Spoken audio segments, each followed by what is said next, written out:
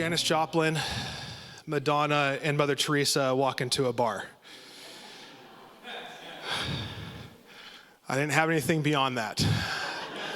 I just thought that someone could write a joke and go from here. But what do these three have in common?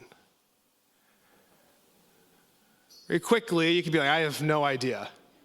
We have Janis Joplin, who all of them could be famous. They're all well known in their own right.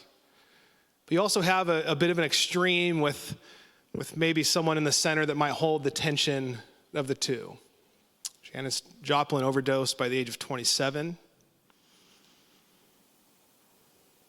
Madonna, popular, famous, has her own stories, but yet might be one of the greatest images of creativity.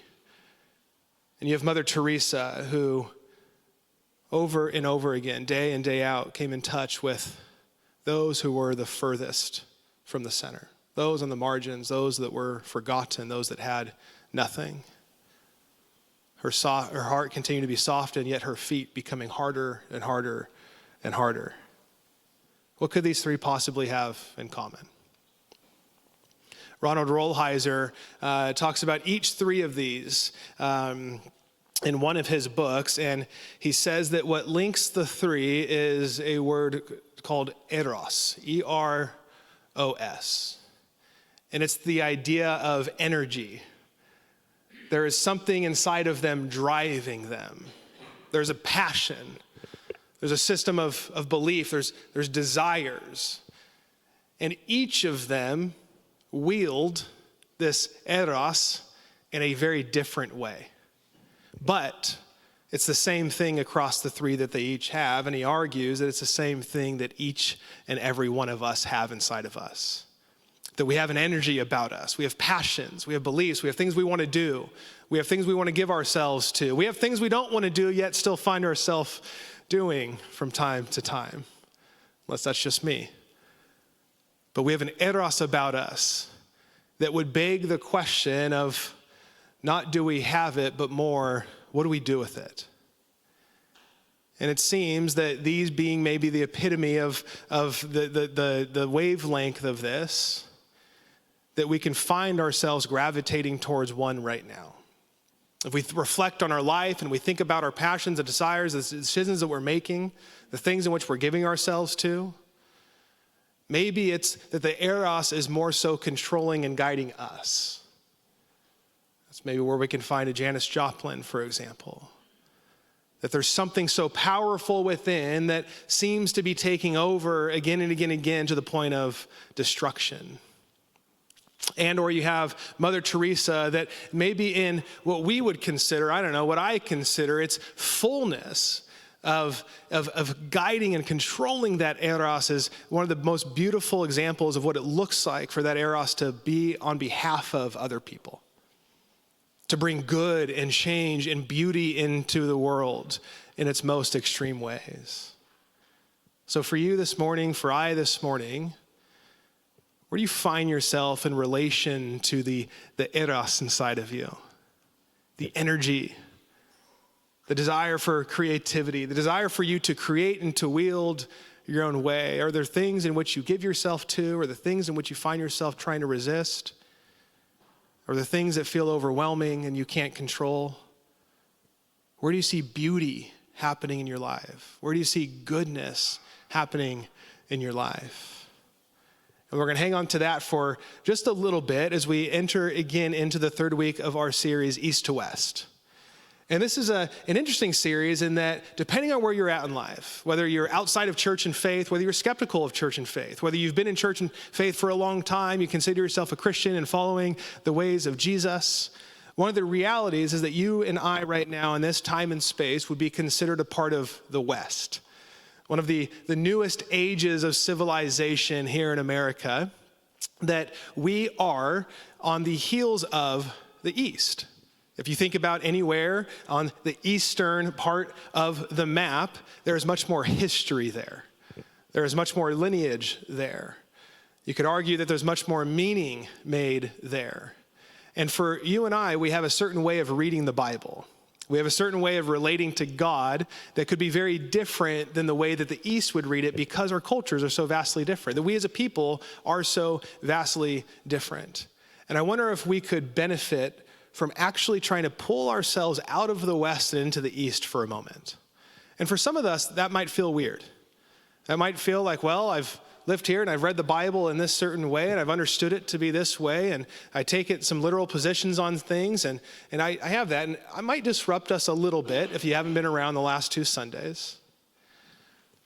But what starts to happen is what I want to offer to us that there might be more to the story than most of us might already understand. Like if we think about the book of Genesis for a second, there's like a talking snake. Is that normal for most? Have you ever talked to a snake? If you have, we'll talk after. Not for good reasons. But like if there's like a tree that all of a sudden if you eat it, you know all this stuff and it like just broke all like the whole system in which God created all of a sudden.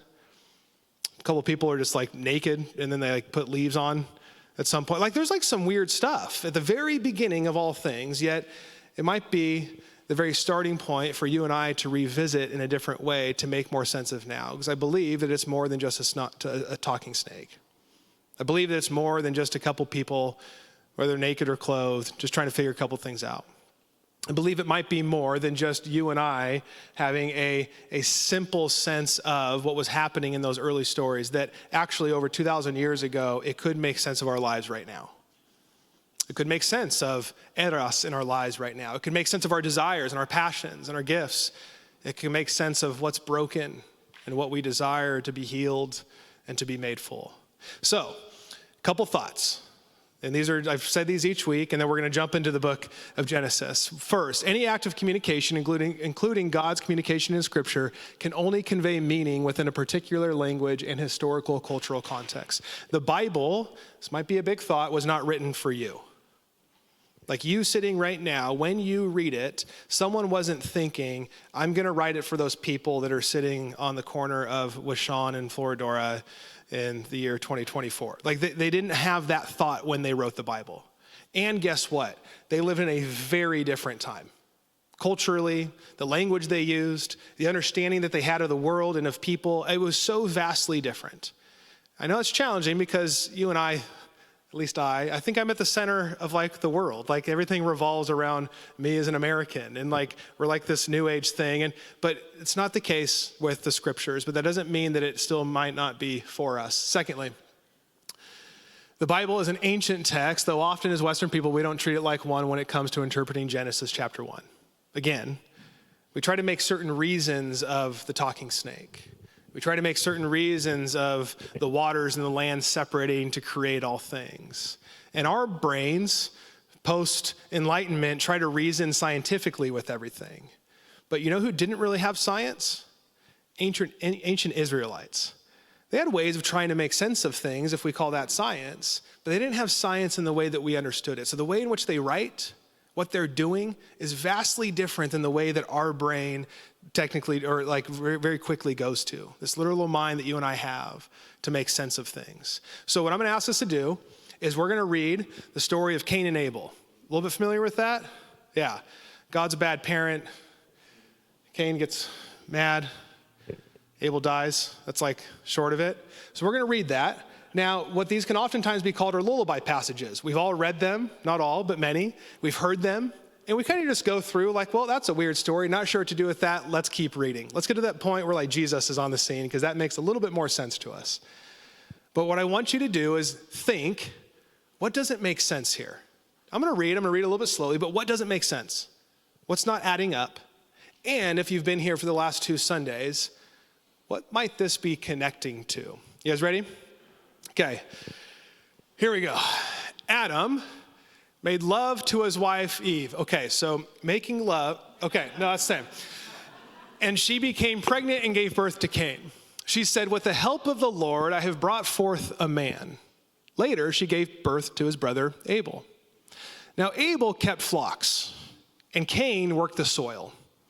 In the course of time, Cain brought some of the fruits of the soil as an offering to the Lord. And Abel also brought an offering, fat portions from some of the firstborn of his flock. The Lord looked with favor on Abel and his offering, but on Cain and his offering he did not look with favor. So Cain was very angry, and his face was downcast. Oh, sorry, one more. Go back, yep.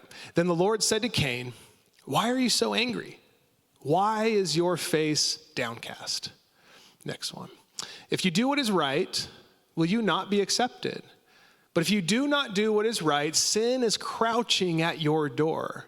It desires to have you, but you must rule over it." Now Cain said to his brother Abel, "Let's go out to the field." While they were in the field, Cain attacked his brother Abel and killed him. Then the Lord said to Cain, "Where is your brother Abel?" "I don't know," he replied. "Am I my brother's keeper?" The Lord said, "What have you done? Listen, your brother's blood cries out to me from the ground. Now you are under a curse and driven from the ground, which opened its mouth to receive your brother's blood from your hand. When you work the ground, it will no longer yield its crop for you. You will be a restless wanderer on the earth." Cain said to the Lord, "My punishment is more than I can bear. Today you are driving me from the land, and I will be hidden from your presence. I will be a restless wanderer on the earth, and whoever finds me will kill me." But the Lord said to him, "Not so. Anyone who kills Cain will suffer vengeance 7 times over." Then the Lord put a mark on Cain so that no one who found him would kill him. So Cain went out from the Lord's presence and lived in the land of Nod, east of Eden. Cain made love to his wife, and she became pregnant and gave birth to Enoch. Aw. Problems. What doesn't add up? Who are the other people? Like, who's in the land of Nod? Who are all these other people all of a sudden? There was like Adam and Eve, and all of a sudden, you can do the math. What else? Why didn't God look with favor on Cain's offering? Yeah. Like what the heck, God? Yeah. How did Cain even know to like bring an offering? That's weird. We don't know that. What else? Maybe a couple more? What was the mark that he put on? What was the mark? Oh, I got a story for you. I'm not going to say it today, but if anybody wants it, I'll share you a little Jewish story around that's crazy. But yeah, what's the mark? What's that even mean? Maybe one more. When God himself caught him in his sin and spoke to him directly, whether that was Jesus or whatever, why did he not repent? Oh, so God comes to him, says, "Hey man, what's going on?" And then he doesn't actually say, "Oh, I'm sorry," or whatever. Like it actually just creates further dissonance. So like we could keep going. There's definitely more problems here. Now our brains, again, Westerners, we're like we would rather just get rid of the problems real quick. You know, I think I've confessed already, like when I have people ask me about like, what do you do with dinosaurs in the Bible? Or like they're not named and that doesn't make sense, so God can't be. It's very easy just to like push away these problems and just say like, well, I don't even know, but here's like this literal way of understanding everything that's happening. But what if those problems, what if the things we brought up could actually bring us to a deeper understanding? What if by asking some deeper questions and stepping back into time a little bit, we might be able to understand more of who God is? And I would argue that when we can better understand who God is, we might be able to understand who we are more. We can make more sense of this world, the brokenness, the good, and we can start to separate ourselves from the brokenness to press more into the good. So we've talked about a few different things. One, asking problems. I'll bring it up here in a moment, but there's also something called a chiasm, that there's different literatural ways of trying to make sense of things that happen. But now, did anybody pick up any connections to maybe the story that would have come before this? And Adam and Eve. Anybody, would you be willing to maybe name a little bit of a connection that you may or may not have picked up? It's okay if not, because they're going to be on the screen here in a second. Okay, good. Yes. And that actually will pick up a couple in the way that happened. And then what would be happening right now in an Israelite's mind who would be hearing this story, there's some moments for them to hear this and go, wait, what? We've heard this before. We just heard this. Because the curse of sin, how rapidly the world evolves from the curse of sin. Yes. Yeah, so I'm actually going to hit that one. So check this out. Let's do a little bit of work. If we are Israelite people 2,500 years ago, this is easy to do, right? So we can just, and this would be done orally, and we miss some of the Hebrew words, but there's lots of words that actually rhyme and sound the same. So it would bring you in a little bit differently. So let's do this. I'm going to call this Echoes of Eden. In the Cain story, it says, then the Lord said to Cain, where is your brother Abel? But again, God talking to them, if we go back into Genesis, he actually says to Adam, but the Lord God called to the man, where are you? So you have the same question, a little bit of a where are you, or where is someone happening. The next one. Cain said to the Lord, my punishment is more than I can bear. Today you're driving me from the land, and I will be hidden from your presence.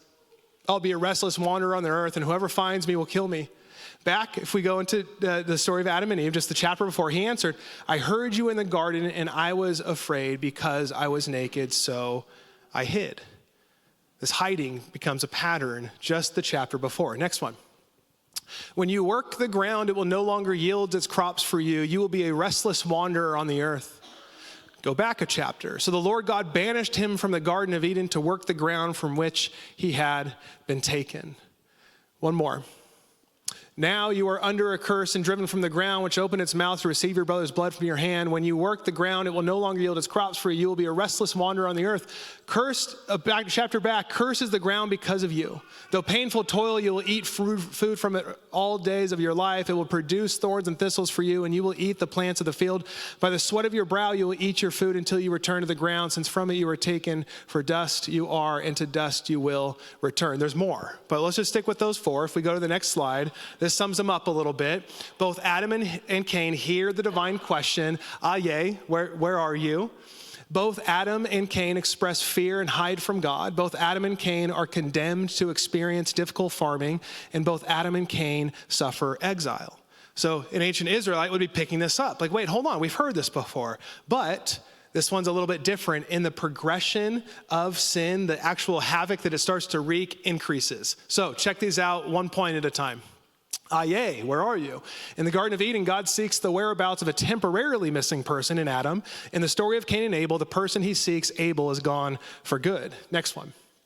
In hiding, in the immediate aftermath of his sin, Adam hides from God momentarily. Cain, on the other hand, intuits that he will spend his life hiding from God, that he will do so perpetually in the indefinite future. Perpetually in the indefinite future. Next one.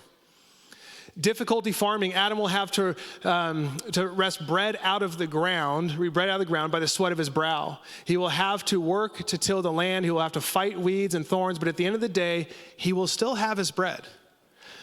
Cain, on the other hand, is told that even if he works the land with mighty toil, it will not continue to give its strength to you. Cain will experience a fundamental loss of agricultural potential. The land simply won't produce anymore what it once did. Next one.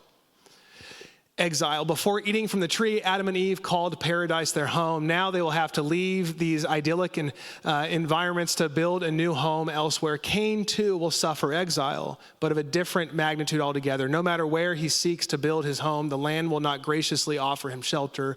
Not only must he leave home, but he will never be able to call any place his home. Has anyone's brain hurt yet? I have more. We'll keep doing this. But what you start to see very quickly is from one chapter to the next, this idea of sin, this idea of separation from God, all these things happening, it increases. It got worse very quickly. An ancient Israelite would be wondering what happened. What took place? How did this get so much worse so quickly? And I'm going to do this one more time. Maybe I'll do it next Sunday, we'll see. But if your brain didn't hurt yet, it will now. You ready? Anyone familiar with a chiasm? Got some hands? Couple? Yeah. Most of you should say yes because you've seen it the last 2 Sundays. But here we go. A chiasm is a literary tool to draw out a center, to bring you to the gold, to bring your attention to something very specific. So it kind of goes in this weird shape, A, B, C, and then back out, B, A. Here would be a more common one. Martin Luther King Jr. says, injustice anywhere is a threat to justice everywhere. And what it's doing is it's bringing you down to this idea of threat. And so that would be the gold in which we would be asking a deeper question to make more sense of, to understand what he's saying more fully, okay? Now, what we see in this passage, get ready, you might need aspirin, this happens, okay? Now, I'm not gonna read them all, But what's happening is every line we just read a moment ago is now put into this chiasm to draw us to something, to bring our attention to something. What is it bringing our attention to?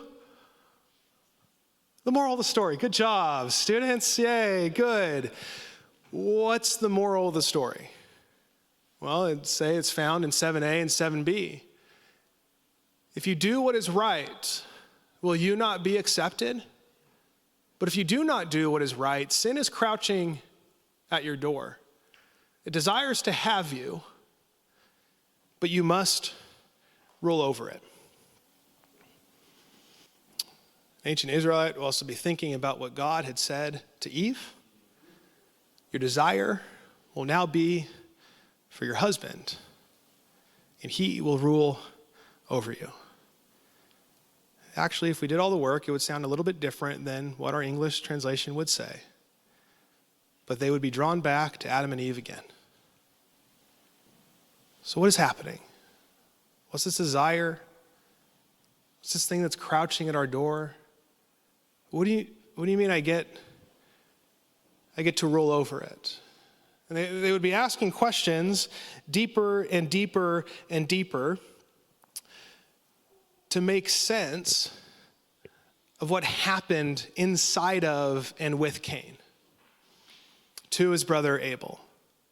How could someone this early on in the story get to a point of murder? Technically, we read it as the first murder to ever happen. Where did he even get the idea?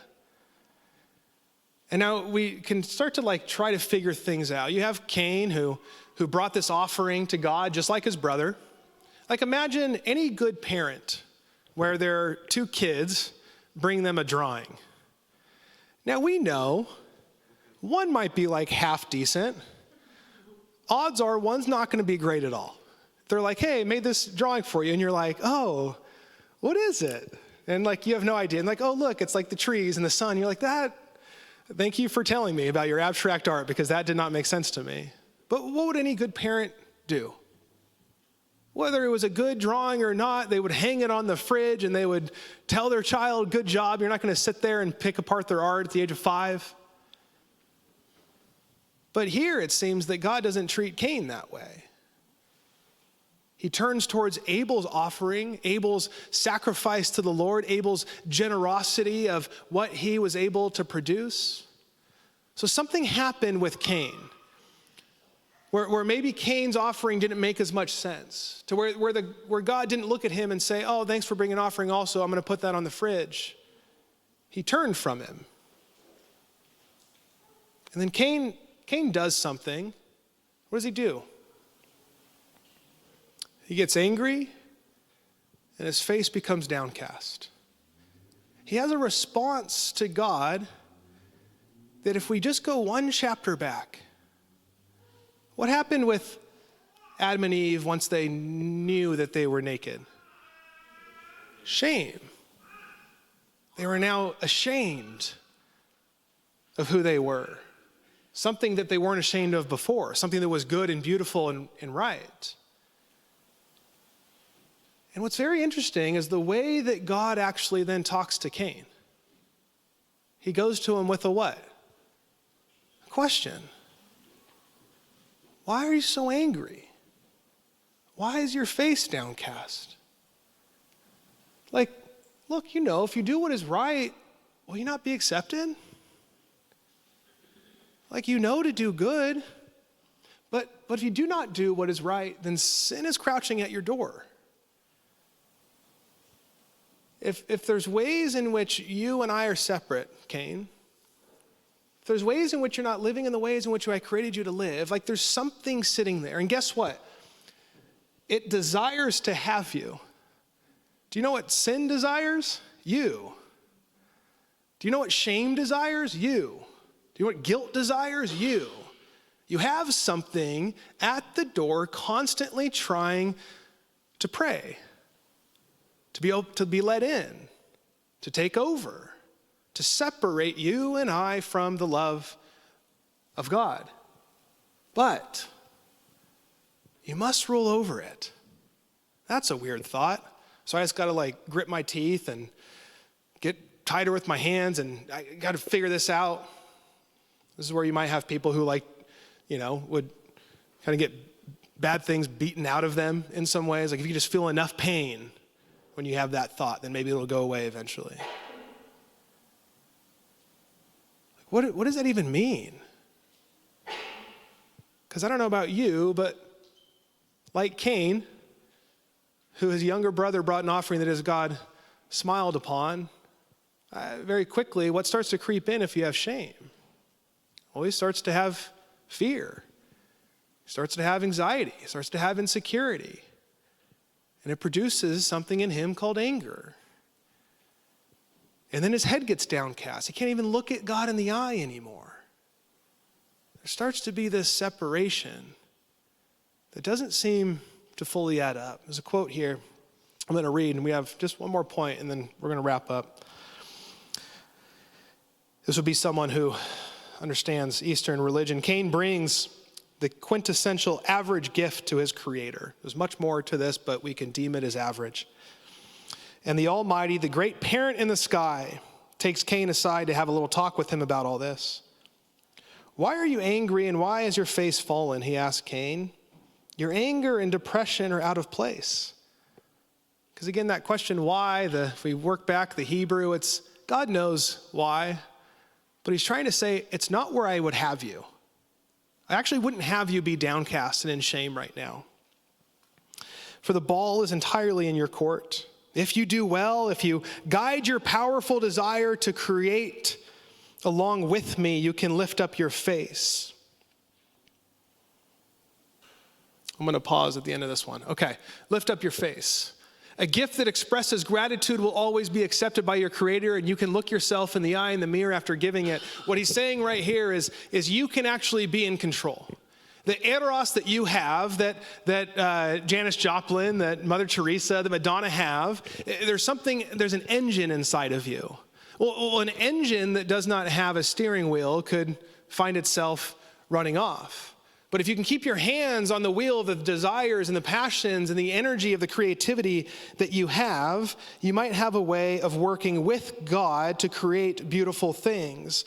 A gift that expresses gratitude will always be accepted by your Creator, and you can look yourself in the eye in the mirror after giving it. But if you do not do well, if you fail to steer your passion, if you adopt a position of neutrality, then sin lies crouching at your door. You risk sacrificing our very relationship on the altar of blind creativity. The teskuka, the desire of your passion is for you. Yet you can rule over it. You can transform its raw power into gratitude, into something that enhances rather than destroys our relationship. There is something that God has put inside of you and I that can actually work with Him to create goodness and beauty that the world can look upon and say that God is a good creator and He created all things to be good, and this brokenness is not right. This is not the way in which He intended things to be. As He went to Eve and as He went to Adam and He asked them, where are you? You're not in the garden where I told you to be. And then He asked them, what voices have you been listening to? Who told you that you were naked? And He starts to do this thing where He's talking with them and they keep pulling away from God. Cain has this anger come upon him and he responds in a way that kills his brother. And God comes to him and says, hey, where's your brother? Aren't you your brother's keeper? And he starts to have this conversation and Cain starts to give these words that I will forever be outcast. I will be pulled away. What it seems to be happening is that the desire inside that crept up on Eve, that the serpent said, don't you desire something else than what God told you to do? It seems that if we give in to certain desires, if we give in to these ways, that is what causes separation from God.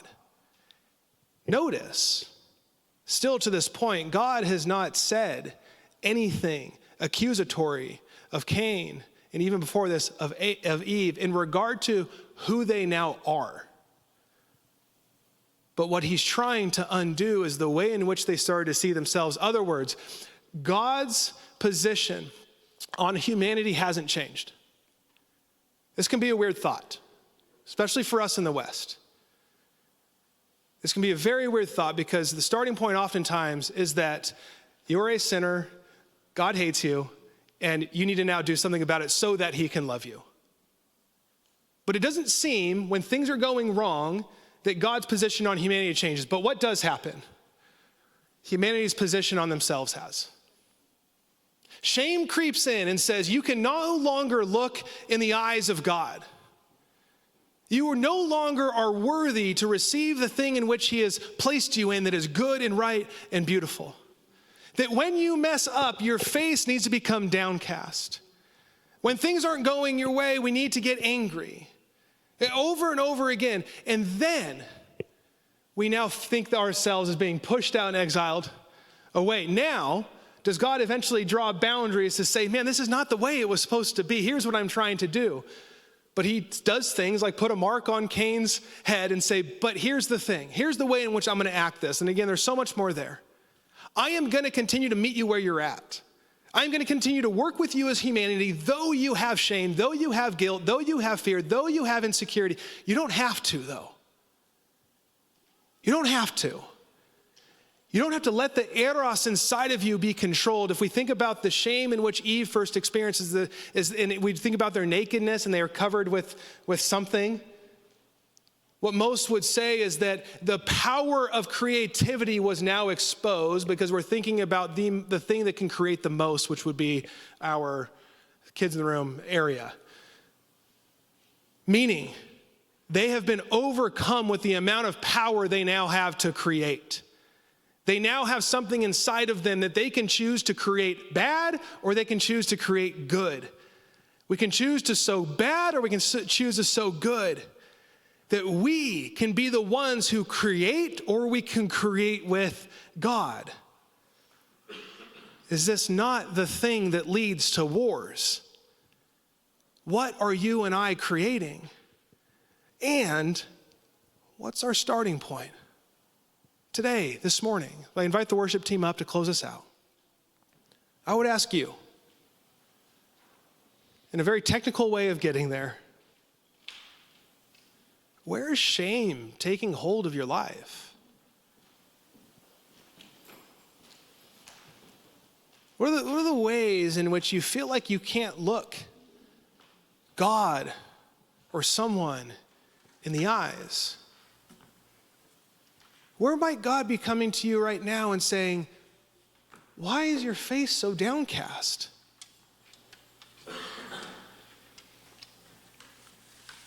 Why do you feel like you can't create something better than what you might be creating now? Where's the grace and the compassion and the peace in which I originally placed you? And in so many ways, as God is saying, look, man, it's not me. I'm still here, standing beside you, moving towards you. I have created you, and it is very good. I know this desire got in the way, and it brought shame to where we think we can't still live in peace, in shalom, in love. And I don't know about you, but when my face is downcast, sin crouches at my door. When I feel anxious, when I feel guilty, when I feel like I've done harm, when I feel like things aren't going right, when my face is downcast, those are the moments when things creep in that break and do damage. But every single time, man, if we would open the door believing that it's God standing there saying, come on, let's go again. There's not a single moment in which you need to pause and experience shame, because I am not a God of shame. I'm a God who's created you, and I've created you to be very good, like me, who can bring effective change to a broken world and make all things new again. The story from the book of Genesis to the end of Revelation is God making all things new, not you. So are you making more of what you're not doing right? Is it affecting how you show up in rooms? Is it robbing your sleep at night? Is it changing the way in which you perceive other people?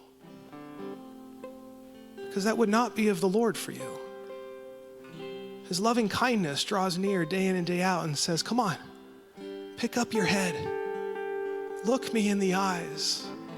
I have more for you than just this moment. And may you offer your whole self to me. I know you try to do a little bit less than your brother and just get by.